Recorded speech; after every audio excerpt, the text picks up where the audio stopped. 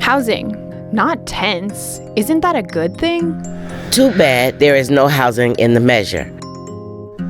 Prop Q will be on the ballot this November 2016. It requires the city to give a 24-hour notice to campers and an offer of shelter before confiscating their tent. This is unworkable. You need tuberculosis clearance to get into shelter, and the results typically take 3 days, not 24 hours. But isn't shelter a good thing? This measure only requires 1 night in shelter. Already there are more than 800 people on the wait list for a shelter bed. I just don't think people should live in tents. Neither do we. We work in the field, and we have a pretty good idea of what is going to happen if this passes.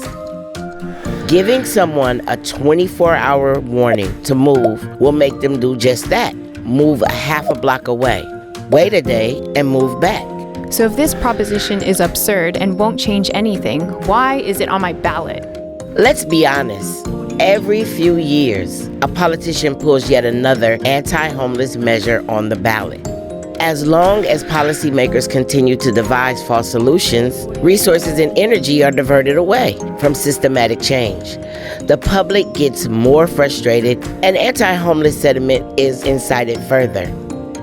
Why don't politicians ask those who work in the field and have expertise? We fight for real solutions. Only housing can solve homelessness. Currently, San Francisco is spending less than 3% of its budget to address homelessness. Luckily, there are a few measures on the ballot that will create the funding needed to do just that. Prop S, setting aside $17 million in funding for housing for homeless families, and Props J and K, adding another $50 million for homeless housing. But phony tricks like Prop Q need to stop now. And finally, San Francisco can move forward to solve homelessness.